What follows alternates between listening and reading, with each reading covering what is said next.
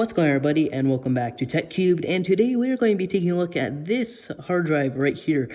Now, this is a Fujitsu 120 gigabyte hard drive right here. We're going to be opening it up and kind of seeing what it looks like while it's running.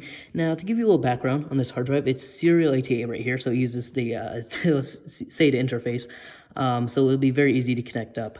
Now, that's what I really like about a lot of these hard drives. 2.5 inch, 3.5 inch. Well, 2.5 inch you'll find a laptop, but 3.5 inch you'll find in a desktop, because this is a 2.5 inch. You'll always, or most of the time, find a SATA on here. And now if you go back like too far, you'll find like IDE and stuff like that. But yeah, this is just a basic SATA hard drive. Now, this right here came out of a 2007 polycarbonate MacBook right here, and you have to excuse this little piece of tape right here because it's a 14-year-old hard drive, so that started to peel up a little bit. So yeah, because I work on MacBooks, and this is one of the hard drives that came out of them. This is a 2007 polycarbonate MacBook hard drive right here. Now this has a copy of Snow Leopard on it from 2009, so that's 10.6, and I loaded it with a copy of iLife 2009, at least I think I did a while ago when I was working on the computer for this. But yeah, this is a very small hard drive, so I swapped that out, and I of course swapped out the RAM as well. It had like 1 gig, I think it was, of RAM, so I swapped that out and I put 4 gigs in there. I put the 240 gigabyte SSD in there as well, and I replaced the battery, of course. And here's another thing that I quickly want to go into that I don't see a lot of people do when they work on MacBooks or computers in general, is that I cleaned out the fans and I redid the thermal paste on the CPU. Now, that's something I wish I saw a lot more people do, because on those old computers where they've been used rigorously, they'll start to get really gunked up, the fans, with a bunch of dust, and that'll really make it loud and hinder the performance. So that's just something that I kind of recommend you guys do if you do work on computers. But quick little disclaimer, I don't recommend opening this up if it's like your main computer hard drive, because you should never open one of these hard drives up and expect it to work afterwards, because these aren't meant to be opened up. Like, these use magnetic storage, and like solid state drives, which use a series of NAND chips. But yeah, you shouldn't open one of these up and expect it to work afterwards if you decide to put it back together. So just use this on a hard drive that you don't need anymore, like I am, because I have a bunch of hard drives I don't use anymore laying around. And I decided to open this one and see what it looks like while it's running. Now, here's a quick interesting note before we open it up. This right here is a SD card. Well, actually, right here, this is a micro SD card right here, and it uses an SD card adapter. But here's something interesting. This is 120 gigabytes of storage, and this is 256 gigabytes of storage. Like, this is a huge difference.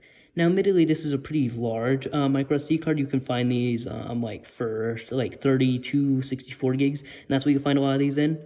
I think you can get them as low as 8 gigs, however, but I don't really see a lot of people do that, because a lot of these, what they're for, is Raspberry Pi computers, and I intend to go over Raspberry Pis and make some videos on those in the future, but you'll just kind of have to wait for that, because I find them interesting and stuff like that. But yeah, we'll set these over here. And another thing as well that I'll show you right before we get into opening it, this is a toolkit that I recommend every person who works on the inside of a computer has. It provides every tool you'd ever need to work on the inside of a computer. Like, it has like suction cups and like little rulers and like little brushes and stuff like that, like tweezers, and I guess like these right here, which if I can try and get this out right here, I can't imagine a use for this besides getting old thermal paste off. As you can see right here, it has some thermal paste on it because I worked on an old CPU one day. In fact, it wasn't that long ago. It was an AMD Athlon. I think it was AMD Athlon 2X4 635, I think it was, or something like that. I'm not completely sure, but it was something like that. It was from the I think it was late 2000s or early 2010s. But anyway, we'll get this right here, and we'll open this up. And we'll get this kind of screwdriver we need, because this is another one of my favorite bits of this toolkit right here. Right here, if I can open it up right here. And of course, there's this little piece of plastic right here that we'll have to remove, and we'll set that kind of aside for now. I can get this propped up a little bit if I feel like it. Right here, we'll get this. And here's something interesting I found out about this hard drive before I started recording this video. It uses what looks like regular Phillips head like kind of screws right here. So I guess we won't need like a Torx kind of driver, because right here, some of these Torx, I forgot what they were, but they like T5, T6, something like that. Maybe a little bit bigger, maybe a little bit smaller. I can't remember exactly what I used, but a lot of those air drives like Western Digital and Toshiba drives that come out of MacBooks and iMacs, they use Torx. But I guess this one doesn't. So I'm going to try and go in here, and I'm going to try and find a regular Phillips head. I think this will work, right? Yeah, I think this works. All right, actually, no, that's a little big, I think, or a little too small. Yeah. All right, let me try and find something bigger. I think this will work right here. If I can get it right there, I think this will work right here. So I'll try and get this unscrewed. I'm not sure how well it's going to work, though. Wait, what about this one right here? Actually, I think that's too big. Yeah, that's way too big. You see, it's hard for me to find these exact screws on here because of how many different ones I have. Like, I think these are like Torx, and these are weird shapes in here. Yeah, like this is the one I think we just checked out, which I think doesn't fit. Or maybe it does. Actually, no, I think this one fits pretty well. So we'll do that. We'll set you back, and we'll try to unscrew it. Yeah, this is going to be pretty difficult because I'm doing it on camera, whereas like I'd usually hold it up to, I don't know, like my face or something and try and do it. But yeah, okay, these are starting to come off pretty well, I think. Right here, okay, so that kind of fell out right there. You can't see it, but there we go. I'll set my screws kind of over here, right here. I do have a little container to keep my screws in always, which is something I recommend everyone does when they work on these types of computers. Because no matter what kind of screw you're doing on, a lot of these are magnetic. I found hard drive screws aren't usually that magnetic, which I guess makes sense because they use a magnetic storage and they don't want to interfere with anything. But yeah, I guess that makes sense. And if I can get this off right here, that would be nice. Yes, here's something interesting right here that I never understood. Well, not never understood, but something I didn't realize, is that they have a little screw right here for the head that, when I was working on hard drives, a long time ago, well, not a long time ago, but like, a few months ago, because I'm recording this in March. I think this was November, of last year, that the drive head has a screw usually, I think always, and that kind of screwed me over one time because I've opened a couple hard drives before, but I've never seen what they look like while working because the only hard drives open, I think I opened 2 and neither of those were working. In fact, one I think had a broken platter on the inside, which is what the data is stored to, which is pretty bad when the platter itself is broken. I don't think that one was salvageable at all. Because I was working on a unibody MacBook Pro from, I think it was 2010, and that one had a, well, I guess we'll have to peel up this kind of cover right here, but yeah, that one had a non-working hard drive. In fact, I remember I got that model in, and I bought a good deal too. It had some problems with that, but I repaired it all, but yeah, it had a lot of problems, that computer, to be honest. But yeah, we'll peel this up right here, and this, all right, yeah.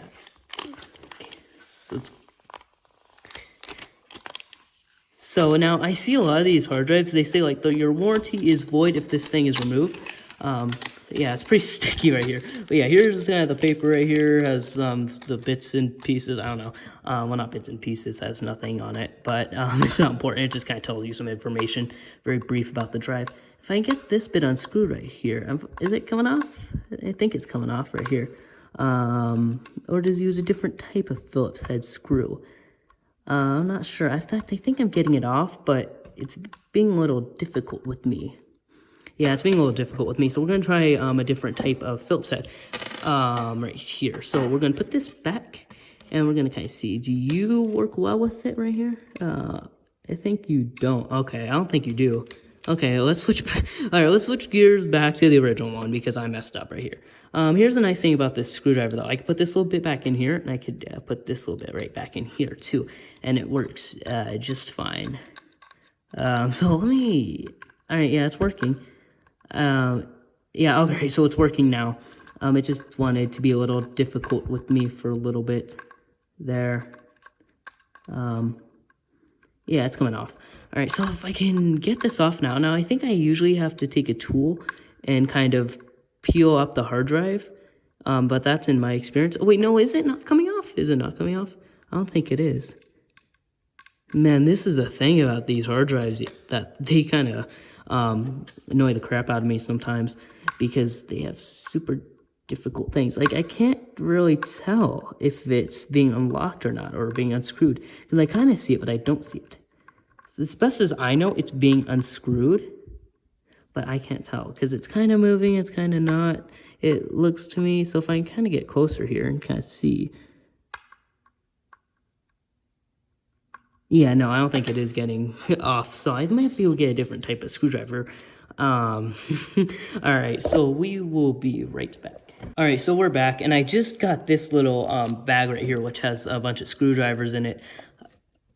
This is like kind of a watch, I think screwdriver kit, or it was built for watches, stuff like that. But it uses Phillips head screws and has some different types of screwdrivers in it. But this one right here, it works really well with computer, well, I guess opening stuff like that. Because before I had this is what I used. So we're gonna try this out and see if it works better, which it should, at least I hope.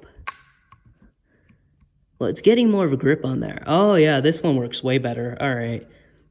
Yeah. All right, so we got this one off now. And yeah, see, this is the thing about these types of screwdrivers right here. If I can get this off right here without being so obnoxious, that these things aren't necessarily perfect all the time. I recommend you guys have different types of these. Well, I say that. I'm not sure how many of you are necessarily going to be running out and getting hard drives and stuff like that, and I guess screwdriver kits. So yeah, let me put this up now if I can kind of close this back up. Okay, and we'll put the little plastic bit back on here, and we'll kind of try and peel up the hard drive right here. Right here, so we'll click that shut, and I'll put this back here. Okay, so I put that back, and this hard drive right here, oh, I think this is going to be pretty difficult to open, but luckily I have a couple tools that we can use from that kit I showed you earlier. So we'll kind of give this first one a shot here, and I think I got the screws, yeah, all of them are off. So we're going to try and peel this up a little bit. Might have to cut if I can't get it first try, but I think I will. Because some of these are hard to get open. I don't want to break the SATA interface connector right there. I heard it was kind of a snap right there. You don't want to do that, to be honest, because then you won't be able to connect to anything. But yeah, this one's being kind of a pain to get off right here. A lot of these have sticky bits right there, or that kind of go all around the hard drive to kind of protect it. But yeah, this one's starting to come off now. Yeah, you just kind of have to force these sometimes, because this is like, I think this is the hardest one I've ever had to do. All right, there we go. Okay, so I got it up right here. So for those of you who've never seen it before, this is what the inside of a spinning mechanical hard drive looks like right there. So yeah, it's very reflective, as you can see. In fact, I saw one of my vents on here on this for my heating system. Yeah, that's how reflective these are. And if I set it back right here, what happens with these is this right here, I think this is a single platter drive right here, but they had the data stored magnetically to these platters, and it has these heads right here, which I don't want to mess with, and that moves and like stores the read and write heads right here, and then has these ribbon cables right here, and then the data goes through here and stuff like that. And in fact, something just fell out right there. I have no idea where this is from. I guess that's not important. We'll set that back over here. Yeah, so that's kind of how a hard drive works. Now, it has used the powers of electromagnetism to move this head back and forth. At least I think it's electromagnetism. And what happens is it can go back, like, I think it was 100, back and forth 100 times a second. So these things can move pretty fast.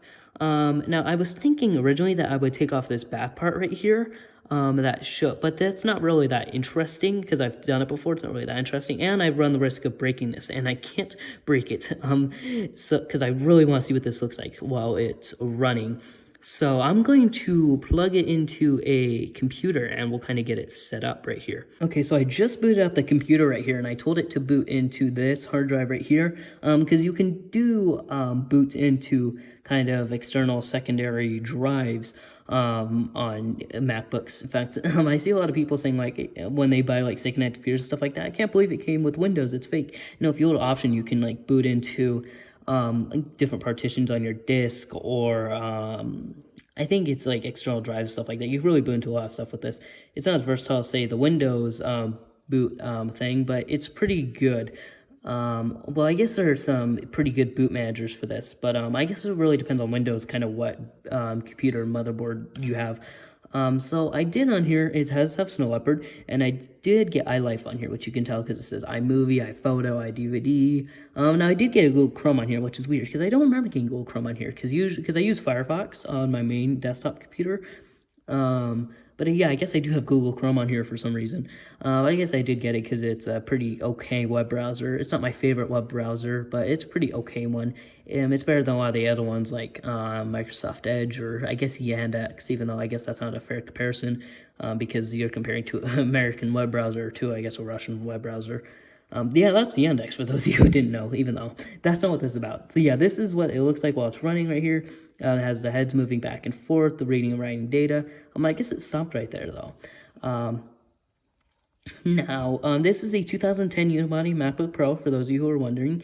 Now, I did upgrade the solid state drive in this. Well, I upgraded it from a hard drive to a solid state drive. I didn't upgrade a solid state drive because these didn't come pre with solid state drives. But yeah, I upgraded that. I don't think I upgraded the RAM in this yet. I think it still has the same amount of RAM, which is 4 gigabytes of, I think it is 1067 megahertz.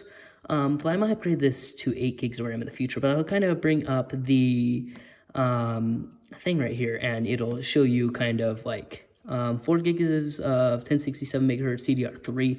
That's a big upgrade because this computer that it came out of originally had like 1 gigabyte of 667 DDR2. So even though this is not pretty good for today's standards, it's not bad.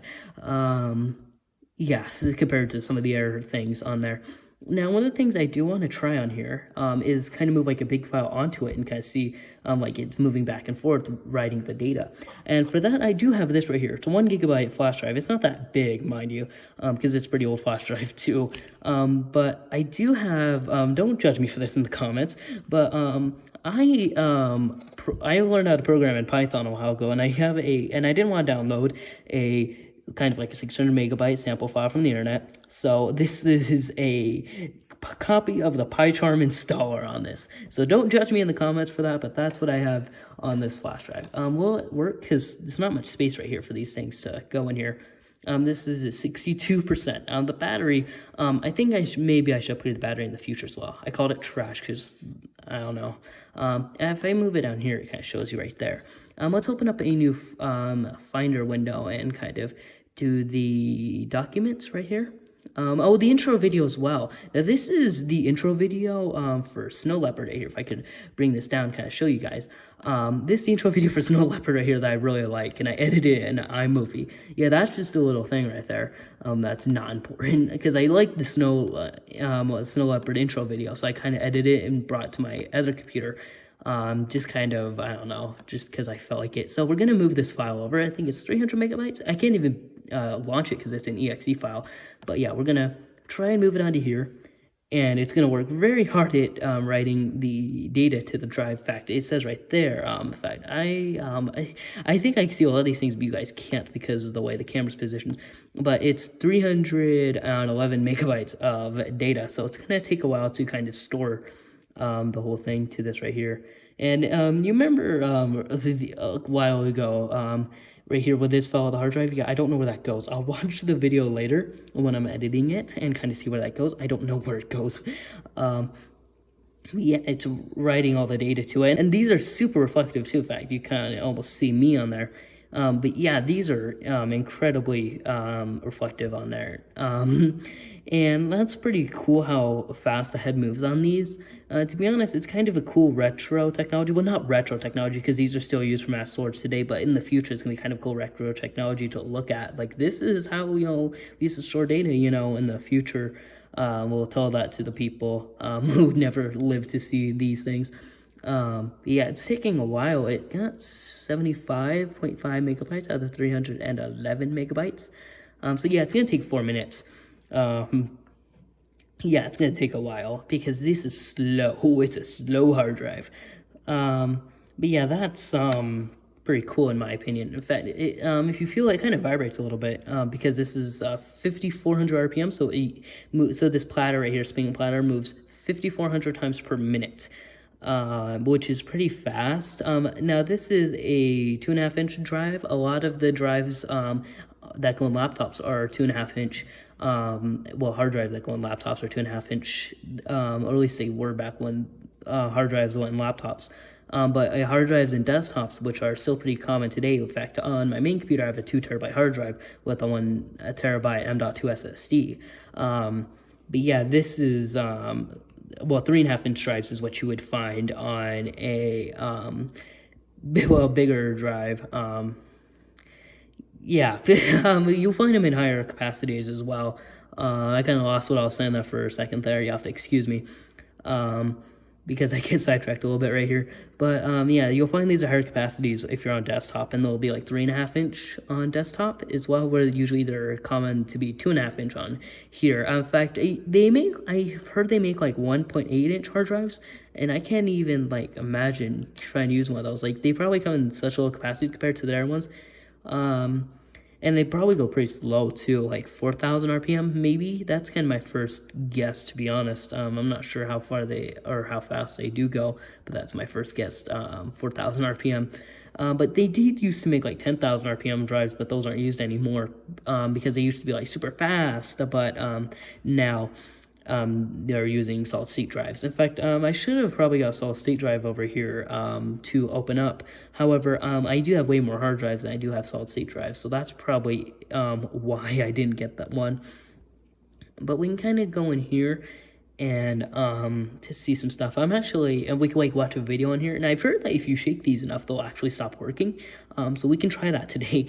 Yeah, so the file's almost finished copying over. And yeah, 226. Now we're not going to be able to use this because it's an exe file. I think you can get like Wine the emulator or something like that, and you'll be able to use it on here.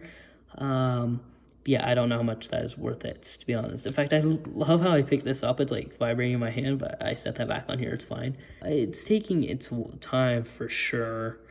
But yeah, and I do want to try and watch a video on this afterwards.